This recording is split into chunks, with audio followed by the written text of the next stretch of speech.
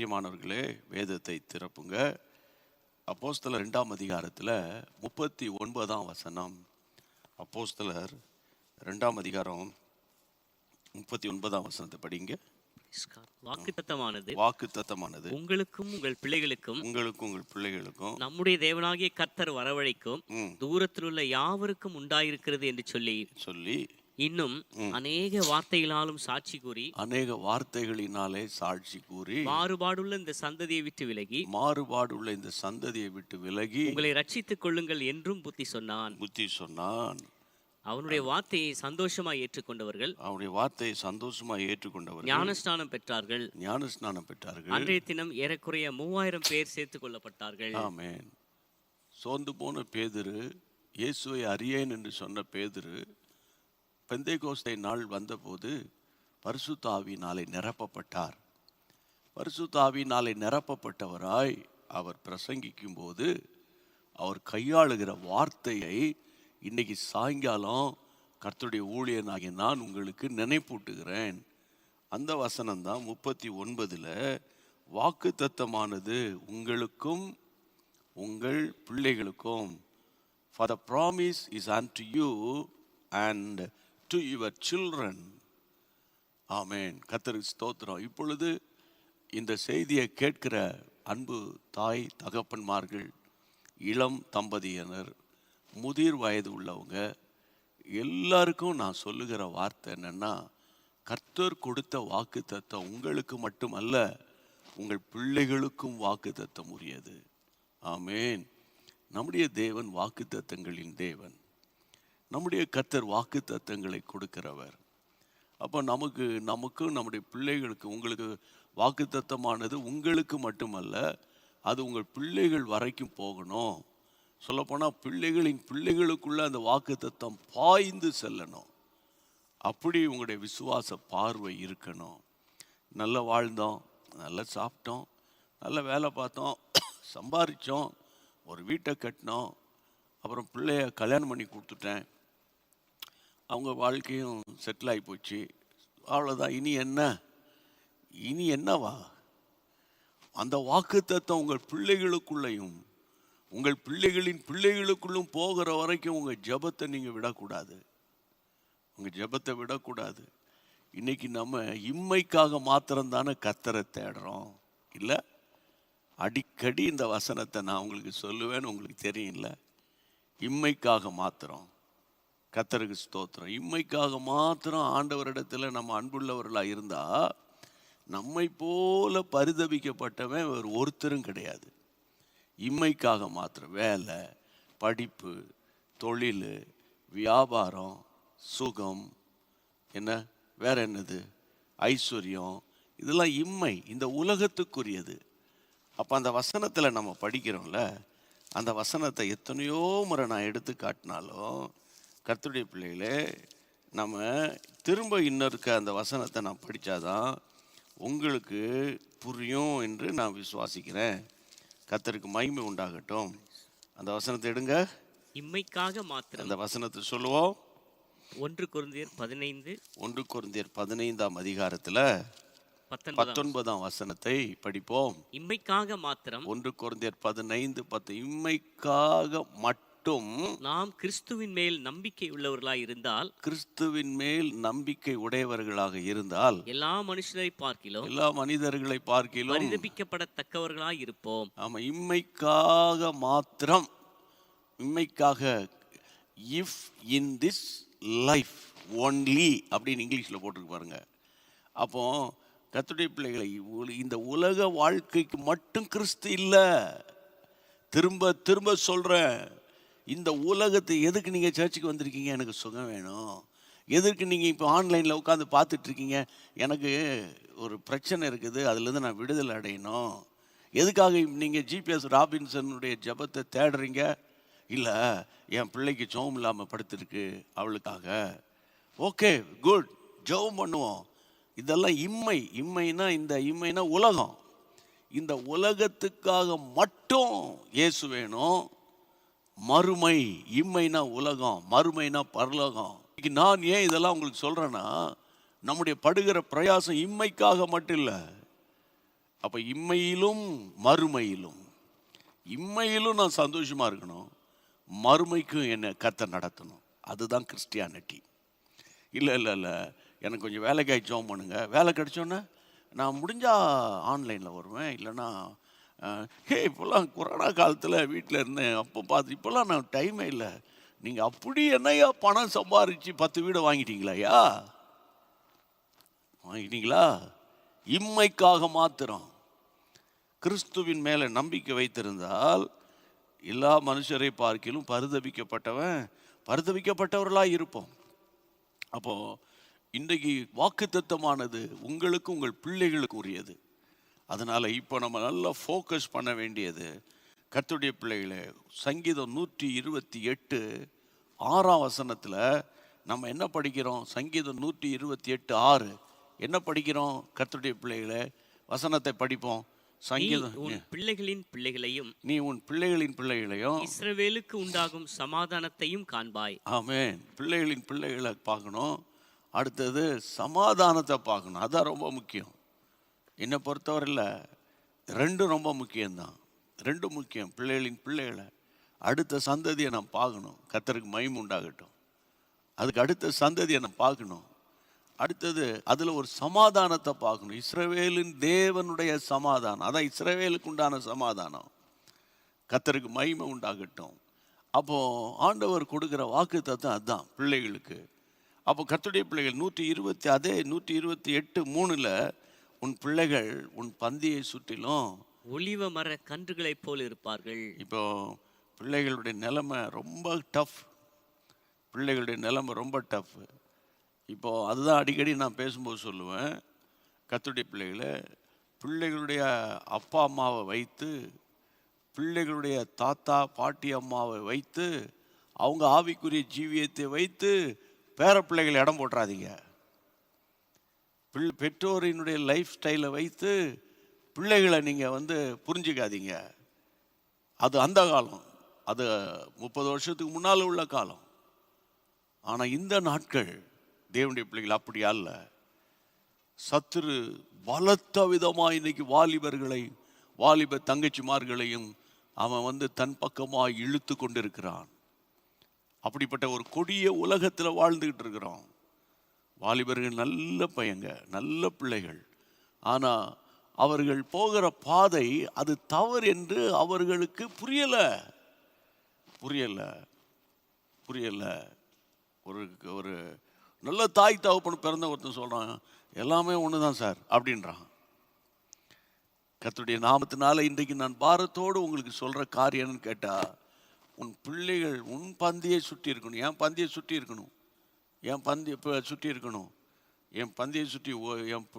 பந்தியை சுற்றிலும் ஒலிவ மரக்கன்றுகள். அப்படின்னு என்ன தெரியுமா? ஒலிவ மரம் நெடுநாள் வாழக்கூடியது. உங்கள் பிள்ளைகள் உங்களை சுற்றிலும் நீண்ட காலம் உங்களுக்கு பாதுகாப்பாக இருக்கணும், உங்களுக்கு சந்தோஷத்தை கொடுக்கிறவர்களாக இருக்கணும். ரெண்டாவது, ஒலிவ மரம் கிளையும் சரி, கொப்பும் சரி, காயும் சரி, மரமும் சரி, இலையும் சரி, எல்லாமே பிரயோஜனம் உள்ளது. உங்கள் பிள்ளைகள் உங்களுக்கும் பிரயோஜனமாக இருக்கணும், கர்த்தருக்கு அடுத்த காரியத்துக்கும் பிரயோஜனமாக இருக்கணும். அதான் ஒலிவ மரம். அப்போ இன்னைக்கு பாருங்க, நிறைய பெற்றோர்கள் தலை குனிந்து நிற்கிறாங்க. பிள்ளைகளால் தலை குனிந்து நிற்கிறாங்க. ஒரு மாதிரி ஒரு பயங்கரமான ஒரு ஆவி பிள்ளைகளை பிடிச்சிருக்கு. சரி, அதுக்கு என்னையா நாங்கள் செய்யணும்? அதாவது நான் உங்களுக்கு சொல்லுகிற காரியம் எல்லாம் ஏதோ ஒரு சைக்காலஜிக்கலாக அவங்களோட பேசலை. நான் என்னுடைய அனுபவத்தை வைத்து சொல்கிறேன். பிள்ளைகளுக்காக நீங்கள் போராட வேண்டிய ஒரு காலம். இல்லையே, நாங்களும் போராடலையே. நல்லா படித்தாங்க, வேலைக்கு போனாங்க, கல்யாணம் பண்ணிட்டாங்க, அடுத்த மாதத்துலேயே பிள்ளை உண்டாயிட்டு, அப்புறம் அந்த பிள்ளை வயிற்றுலேருந்து வெளியே வர்றதுக்குள்ளே என் பையன் அழகான ஒரு கார் வாங்கிட்டான். They are well settled. அது உலகம். திரும்ப சொல்கிறேன், அது என்னது? உலகம். ஆனால் அவன் சொல்லுவான், கர்த்தர் எங்களை ஆசீர்வதிச்சார்னு. என்னை பொறுத்தவரையில் கர்த்தர் ஆசீர்வதிச்சான்னா அவன் மனம் திரும்பின கிறிஸ்தவனா இருப்பான். பூரணமான மனம் திரும்புதல். ஆமாம், இந்த தோசையாக இருக்கட்டும் இட்லியாக இருக்கட்டும் சரியாக வேகலைன்னா ஜீரண உறுப்புகள் பாதிக்கப்பட்டுரும். அது மாதிரி பூரண ரட்சிப்பு வேற, ரட்சிப்பு வேற. பூரணமான ரட்சிப்பு அண்ணன் தம்பி அக்கா தங்கச்சியோட சண்டை கிண்டை இல்லாமல், தன்னைத்தானே பெரியவனா நினைக்காம, பெருமை நாவியை துரத்திட்டு தாழ்மை உள்ளவனா வாழ்ந்துட்டு, புரியுதா உங்களுக்கு, ஆத்துமாக்களுக்காக ஜெபம் பண்ணுகிற ஆத்துமாதாய பணியில தன்னை இணைத்து கொண்டவன் தான் பூரணமான ரட்சிக்கப்பட்டவன். ரட்சிக்கப்பட்டவன். மற்றவங்களாம் யார் பிரதர்?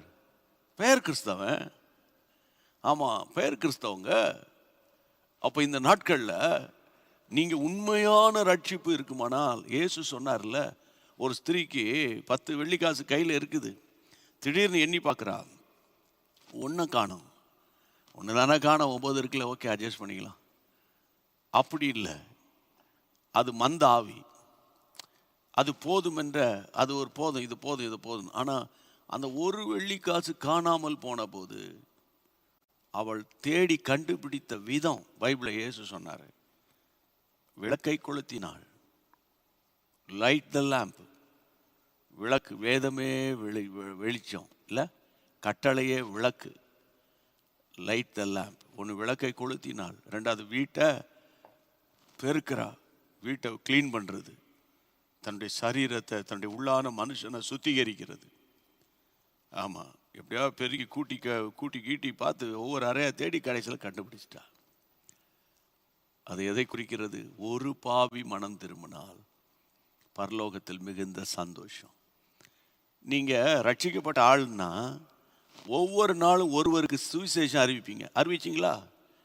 நீங்கள் அறிவிக்கலைன்னா உங்களுடைய ரட்சிப்பில் ஏதோ ஒரு ஓட்டை இருக்கிறது என்ற அர்த்தம். உங்கள் ரட்சிப்பில் ஏதோ ஒரு பிழை இருக்கிறது என்ற அர்த்தம். இவ்வளவு பெரிதான ரட்சிப்பை குறித்து வாசிங்க. ஹீப்ரூ சாப்டர் 2ல் இருக்குது அந்த வசனம். எபிரேயர் 2ஆம் அதிகாரத்தில் நம்ம படிக்கிறோம் 4ஆம் வசனம்.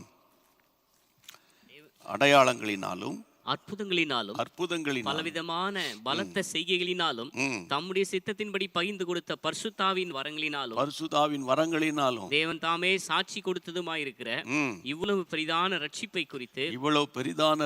குறித்து நாம் கவலையற்று இருப்போமானால். பார்த்தீங்களா? இவ்வளவு பெரிதான ரட்சிப்பை குறித்து கவலையற்று இருப்போமானால் தண்டனைக்கு எப்படி தப்பித்துக் கொள்வோம்? இந்த வசனம் உங்கள் கண்ணுக்கு தெரியாதா ஐயா?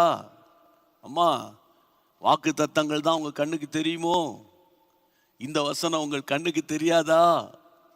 பிரசங்கியார்கள்கிட்ட கூட கேட்குறேன், நிறைய பிரசங்கியார்களுக்கு இந்த வசனம் கண்ணுக்கு தெரிய மாட்டேங்கு. நிறைய பிரசங்கியார்களுக்கு கர்த்தருடைய வாக்கு தத்தங்கள் மட்டும்தான் தெரியுது. வாக்கு தத்தங்கள் உண்டு. நான் இப்போ கூட வாக்கு தத்தமானது உங்களுக்கும் உங்கள் பிள்ளைகளுக்கும் நான் பேசினேன். அதே நேரத்தில் ரட்சிப்பு வசனம் ரொம்ப முக்கியம். இவ்வளவு பெரிதான ரட்சிப்பை குறித்து நீங்கள் கவலையற்று இருப்பீர்களே ஆனால் தண்டனைக்கு எப்படி தப்பித்துக் கொள்வோம்? இவ்வளோ பெரிதான ரட்சிப்பை போல விலையேறப்பட்டது ஒன்று இல்லை. நீங்கள் இப்போ இந்த செய்தியை கேட்கிற அம்மா, ஐயா, சகோதரனே, நீங்கள் எங்கே இருந்தாலும், எந்த ஊர் தமிழனாக இருந்தாலும், ஆங்கில மொழிபெயர்ப்பும் போயிட்டுருக்கு நம்புகிறேன், எந்த நாட்டில் இருந்தாலும், எந்த ஊரில் இருந்தாலும், எந்த கிராமத்தில் இருந்தாலும், நீங்கள் ரட்சிக்கப்பட்டிருந்தால் பிறருடைய ரட்சிப்புக்காக தினமும் ஜெபிப்பீர்கள். ஐயோ ஆண்டவரே, என்னை ரட்சித்தீரப்பா, என் புருஷன் இன்னும் குடிகாரனாகவே இருக்காம்பா. அப்போ உங்களுடைய ரட்சிப்பு வேலை செஞ்சுக்கிட்டு இருக்குன்னு அர்த்தம். இல்லைன்னா அப்படிலாம் இப்போ ஜெபிக்கிறது கிடையாது. நான் ஒரு சர்ச்சுக்கு போவேன், 1.5 மணி நேரம் பிரசங்கம், அதை முடித்தவொடனே காணிக்கை கொடுத்துட்டு ஹலோ பாஸ்டர், பிரைஸ் லார்ட் பாஸ்டர்ன்ட்டு வந்துடுவேன். அது ரட்சிப்பு கிடையாது. அது ஒரு பாரம்பரிய கிறிஸ்தவம். அப்போது உங்கள் ரட்சிப்பு நிறைவேற நீங்கள் பிரயாசப்படணும்.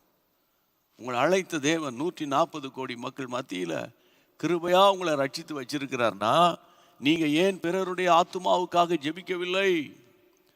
உங்கள் பிள்ளைகளை கம்ப்ளைண்ட் பண்ணிகிட்டு இருக்கக்கூடாது. பிள்ளைகளுடைய ஆத்துமாவுக்காக இரவில் போராடி ஜெபிக்கணும். ஆமாம், உங்கள் பிள்ளைகளுடைய ஆத்துமாக்களுடைய உத்தரவாதம் நீங்கள் தான். நீங்கள் தான் உத்தரவாதம். உங்கள் பிள்ளைகளுக்கு நீங்கள் தான் உத்தரவாதி, பாஸ்டர் கிடையாது. பாஸ்டர் போனால் ஜெபம் பண்ணி விடுவாங்க, அவ்வளவுதான். ஆனால் உங்கள் பிள்ளைகளுக்கு நீங்கள் தான் உத்தரவாதம். என் பையன் கனடாவில் இருக்கிறான், அமெரிக்காவில் இருக்கிறான், ஆஸ்திரேலியாவில் இருக்கிறான், அங்கே இருக்கிறான், இங்கே இருக்கிற பெருமையாக சொல்லிக்கிட்டு அலைகிறதல்ல. பிள்ளைகளுடைய ரட்சிப்பு ரொம்ப முக்கியம். ரட்சிப்பு விலையேற பெற்றது, ரட்சிப்பு விலையேற பெற்றது. அப்போ இந்த நாட்களில் உன் பிள்ளைகள் உன் பந்தியை சுற்றிலும் ஒலிவ மர கன்றுகளைப் போல இருக்கணும். ஆண்டவர் கிருபையா நம்மை நடத்துவார். ஜெபம் பண்ணுவோமா? நல்ல பிதாவே, ஆண்டவரே, எங்கள் பிள்ளைகளுக்காக நீர் கொடுத்த வாக்கு தத்தங்கள் நிறைவேறணும்ப்பா. என் பிள்ளைகள் கல்யாணம் இன்னும் கட்டாமல் இருக்காங்க. சில பிள்ளைகள் எனக்கு இப்போ கல்யாணம் வேணாம் வேணான்னு தடை பண்ணிக்கிட்டு இருக்கிறாங்க. அவன் ஏதோ ஒன்று மனதில் வச்சு இப்படி இருக்கானோ, என் மகள் ஏதோ ஒன்று மனதில் வச்சிருக்காளோ தெரியலையே அப்படின்னு போராடுகிற குடும்பங்கள் இருக்குப்பா. உம்முடைய கைகளை ஒப்பு கொடுத்து ஜெபிக்கிறேனப்பா. கர்த்தர் மனம் இறங்கி உம்முடைய பிள்ளைகளுக்கு நீர் உதவி செய்யணும் நான் ஜெபிக்கிறேனப்பா. இந்த மிஷன் டேல பாரத்தோடு நான் பிள்ளைகளுக்காக மன்றாடுறேன்ப்பா. ஆண்டவரே, அடுத்த சந்ததியை பிசாசு தாக்குகிறானப்பா. அடுத்த சந்ததிகளுடைய விசுவாசத்தை தடுமாற செய்கிறானப்பா. ஆண்டவருடைய நாமத்தினால அடுத்த சந்ததியும் நல்ல ரட்சிக்கப்பட்ட சந்ததியா இருக்கணும்னு நாம் பாரத்தோடு நாங்கள் ஜெபிக்கிறோம். குறிப்பாக எங்கள் ஜேஎம்எம், எங்களுடைய சப்ஸ்கிரைபர்ஸு, அவ்வளவு குடும்பங்களையும் ஒவ்வொரு நாள் யூடியூப்பில் வந்து எங்களோடு ஜாயின் பண்ணி ஆண்டவரை ஜெபிக்கிற அத்தனை குடும்பங்களையும், அதே போல் டிவி மூலமாக அதிசயம் டிவியோ, ஆண்டவரே ஷம்மா டிவியோ, கோல்டன் காஸ்பல் டிவியோ, ஃபெய்த் டிவியோ, நியூ டிவி, ஏதாவது ஒரு டிவியில் பார்த்துக்கிட்டு இருந்தாங்கன்னா அந்த பிள்ளைகள் லைஃப்பில் ஒரு பெரிய ஒரு மாற்றம் வரும்படி நான் ஜெபிக்கிறேன். கர்த்தர் பொறுப்படுத்திக் கொள்ளும். காலத்தை பிரயோஜனப்படுத்த எங்களுக்கு உதவி செய்யும். கிருபைக்கு ஒப்பு கொடுக்கிறோம். உமக்கே மகிமை உண்டாகட்டும். இயேசுவின் நாமத்தில் ஜெபிக்கிறோம் பிதாவே, ஆமேன். கர்த்தருக்கு மகிமை உண்டாகட்டும். உங்களோடு கூட சேர்ந்து ஊழியம் செய்தது எனக்கு அதிக சந்தோஷம். ஒரே ஒரு முறை கையை உயர்த்தி, ஆண்டவரே, இயேசு சந்திக்கிறார், ஊழியத்துக்காக ஸ்தோத்திரம் சொல்லுங்க. ஸ்தோத்திரம், ஸ்தோத்திரம், ஸ்தோத்திரம், ஸ்தோத்திரம். சகோதரனுக்காக, நல்ல சுகம் பலனுக்காக, பிள்ளைகளுக்காக, உடன் ஊழியக்காரர்களுக்காக, worship team, media team, prayer team, ஆண்டவரே, அலுவலக ஊழியர்கள், தன்னார்வ ஊழியர்கள் எல்லாருக்காக ஸ்தோத்திரம் பண்ணுங்க. ஸ்தோத்திரம், ஸ்தோத்திரம், ஸ்தோத்திரம், ஸ்தோத்திரம், ஸ்தோத்திரம். கர்த்தர் ஸ்தோத்திரம். ஆவியானவரோடு வருகிறது அல்லவா, பார்க்க கேட்டு பிறருக்கு ஷேர் பண்ண மறந்துடாதீங்க. தமிழில், இங்கிலீஷில், தெலுங்கில், ஹிந்தியில். சரியா? மிஸ் பண்ணிடாதீங்க. கேட்டு கர்த்தருக்குள்ள பலப்படுங்க என்று அன்போடு கூட நான் கேட்டுக்கொள்கிறேன். எல்லாரும் சேர்ந்து சொல்லுவோமா? என் ஆத்துமாவே கர்த்தரை ஸ்தோத்திரி, என் முழு உள்ளமே பரிசுத்த நாமத்தை ஸ்தோத்திரி. என் ஆத்துமாவே கர்த்தரை ஸ்தோத்திரி, கர்த்தர் செய்த சகல உபகாரங்களை மறவாதே. ஆமேன், ஆமேன். இன்னைக்கு தான் முதல் முறையா தற்செயலா சேனலை பார்க்குறேன், அல்லது நண்பர்கள் லிங்க் அனுப்புனாங்க அப்படின்னா நீங்கள் சப்ஸ்கிரைப் பண்ணிக்கோங்க. ஜீசஸ் மீட்ஸ் யூடியூப் சேனலில், அதாவது ஃபோன் எடுத்து நீங்கள் யூடியூப்குள்ளே போய் ஜீசஸ் மீட்ஸ் மினிஸ்ட்ரியை சப்ஸ்கிரைப் பண்ணுங்கன்னு உங்களை அன்போடு கூட கேட்டுக்கொள்கிறேன். அது மாதிரி காலையில் வருகிற அந்த ஆவியானவரோட, அது இங்கிலீஷ்லையா, தமிழ்லையா, ஹிந்திலையா, அந்த கியூஆர் கோடை ஸ்கேன் பண்ணிங்கன்னா உங்களுக்கு சப்ஸ்கிரைப்புக்குள்ளே போயிடுவீங்க. சப்ஸ்கிரைப் ஆயிரும். ஆண்டவருடைய நாமம் மகிமைப்படும். தேங்க்யூ. சேர்ந்து பாடுவோமா எல்லாரும்? Praise God. எந்தன் சிருஷ்டிகரே, உம்மை நினைத்திடவே தந்த வாலிப நாட்களிலே, எந்தன் சிருஷ்டிகரே, உம்மை நினைத்திடவே தந்த வாலிப நாட்களிலே, இந்த மாய உலகத்தை வெறுத்திட அளித்தீரே பரிசுத்த ஜீவியமே, இந்த மாய உலகத்தை வெறுத்திட அளித்தீரே பரிசுத்த ஜீவியமே.